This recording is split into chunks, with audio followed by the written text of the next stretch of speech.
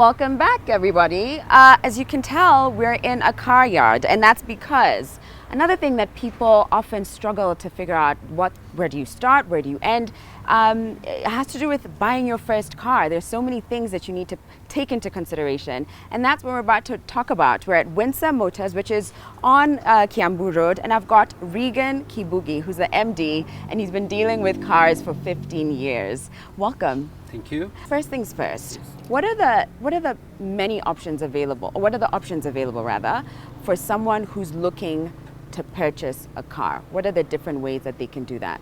First of all, there are many varieties. Yeah. So if somebody is looking, it has to go with the budget, what somebody wants to buy, to spend on the first car. Yeah. Many first-time buyers, you'll find they want an economical car, something easy to maintain. Yeah. And, so would that be like a second-hand car? Yeah, second-hand cars. Okay. Yeah, newly imported. Okay, Yes. newly imported, Yes. second-hand Second-hand car. car, yeah. So that's what most people go for? Yes, that's what they go for. Interesting. Yes. So why not the option of a second-hand car that's locally available? Many will shy off from them because of mechanical issues, because they are not sure how the car has been used locally. But they are more comfortable that on a car that has been used out of the country. Okay. Yes. And what about showroom?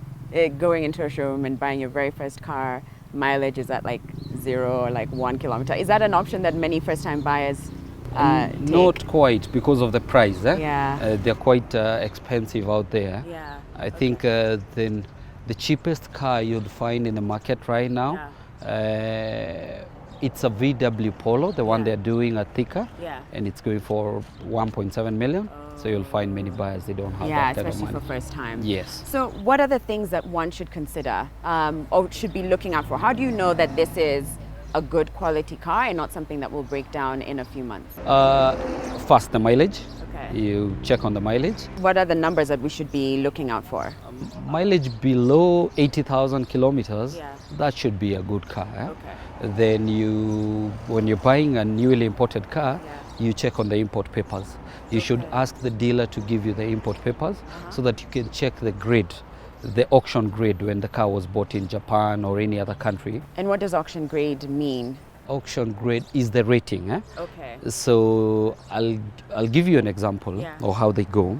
A car between grade 4.0 and 5.0, that's a very good car. Oh. If you buy a grade 2.0, 2.5 or 3, Yeah. it might have mechanical issues or it's not that clean. Okay. So I would advise many buyers to buy cars from grade 4.0 onwards. Okay. Yes. And what are some common mistakes that people make when it comes to this process? The process of purchase, that is it. Yeah. Many will just rush to buy the car from the looks. So, for instance, Yes. that beautiful red. It's a Mustang. It's a Mustang. Okay. Yeah. Mustang. Yes. Oh, it looks so good. Yeah. So you see it, you think, "Wow, I want that car." Yes. But you haven't done what? The You mistake there would be. You need to bring a mechanic before you buy a car. Let him check for you, and you can do a road test and check also the papers. That car might look very beautiful, but it has a problem with the engine or gearbox and all that. Right. So you will come and you hurry and you buy, it will be a problem for you later. Okay. Yes. And so legally, Yes. what are the documents that you would need to have in order for you to be,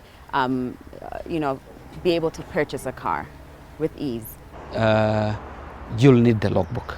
I think that is the Logbook? main thing. The main thing. The main thing when you're purchasing a car from a dealer, ask for a logbook.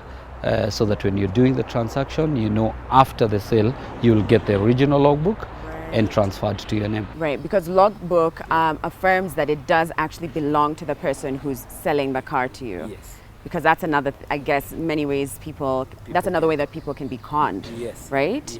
Yes. So what's the process of actually importing a car? If you were to break that down, how do you then start getting a logbook from there? No. You'll not get a logbook when you're importing a car. Let's say through me, you will just come to my office. We go to the websites together. We choose according to the variety you want, the color, the specs, all that. Then we will send money. Let's say, for example, if it's to Japan, you will have to wire money. We do a TT to Japan.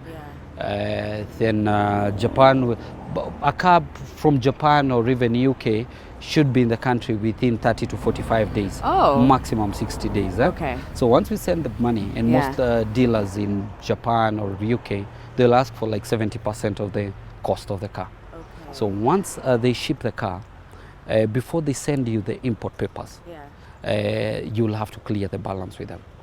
Okay. Then we'll receive the documents, then the car will arrive to Mombasa, then we'll engage a clearing agent, give him the paperwork, then you pay the taxes. Once you pay the taxes, the car will be registered and will be out of the port. Okay, so in total that process could take like how long? From the day you walk into your office to the day you receive your car keys and everything? 30 to 45 days maximum. Oh. Yeah. Oh, including like even like clearance and yeah, everything? everything. 45 days maximum. Okay. Yeah. And would you say it's important to have an agent involved, someone like you, during that process? It is important because we've found cases, many people just going online and trying to purchase without doing the due diligence, and they buy from conmen in the other countries. You just send your money to people that you don't know out there, and your money disappears. Hard-earned money. Yes. Oh, man. So it's good when you come to me, you can always come and ask in case anything goes wrong. Yeah? Okay. You can actually come and claim your money from me. Oh, really? Yeah. Oh, Yeah. so because you've, I guess, okay, that's actually like an yes, because advantage I know to use. I have my dealers in the other side, so I know your money will be safe. Okay. Yes. So we touched on showrooms for a bit earlier, and so one of the downfalls is that it's very expensive. Yes. But say I'd been saving for so long and I want to treat myself to my 30th birthday. What would you say are some of the advantages of going into a showroom and picking up a brand new car? There are lots of advantage. You'll be the first one to drive that car. It's brand new, so they give you warranties. Because second-hand cars, we don't give warranties. Even if I have to give, I'll give maybe 6 or 1 year warranty. But when you buy a car from a showroom, they'll give you the warranty, like 3 years or 100,000 kilometers. Yes. Regan, what are some of the common cars and makes of cars that people will go for when they're buying their first car? They'll go for the low CCs. Okay. The low capacity engine that is between 1,000 to 2 liter maximum. Okay. Yes. And why is that? Because they're fuel efficient. Okay. Yes, and they're easy to maintain also. Yeah, and they're affordable. Yes. I heard it's important to also perhaps consider how easily available spare parts are. Would you say that's of importance, or is it like? It is of importance. Yeah, because you don't want to buy your first car and the cost of maintenance is quite high and you'll not get the spare parts locally. You'll have to import. But when you buy like a Toyota, a Nissan, the parts are available. Yeah. Would you say it's important to consider the resale value as well? Yes, it is. It is of importance because you don't want to buy your car, the first car very expensive, and after 2 years you want to dispose it, then you don't get value for money. Okay. Yeah. For example, you buy a car for 2 million, then when you want to sell it after 2 years, you'll be selling it 400,000. Then it will hurt you. Okay. Yes. But at the end of the day, a car is never, I guess, an investment. But if you are to buy and spend a good chunk of money, you might as well just find the thing that the brand or the make that has the least amount of depreciation. Yeah. That's it. Yeah. Okay. So what are some examples of brands that you would advise for someone who's looking to buy a first car? The Toyota. Okay. Toyota, they have a wide range, from the Toyota Vitz, Toyota Axios, Toyota Premio. Toyotas are good cars.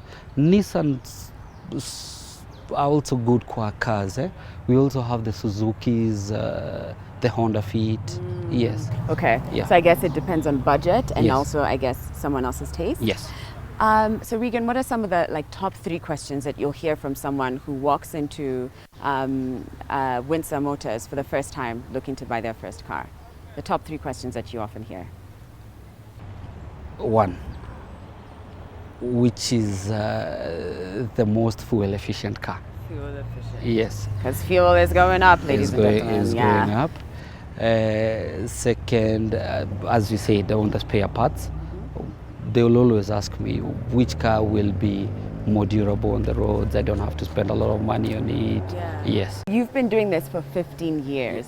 What's the last piece of advice that you would give someone when it comes to making the very best purchase for themselves? I always advise my client to take their time before purchasing a car, do the due diligence, shop around, because they are prone to be conned out here by people also exaggerating a lot of markup on their cars. So before you buy a car, do your due diligence, go to the internet. We have websites locally, you can check the variety there.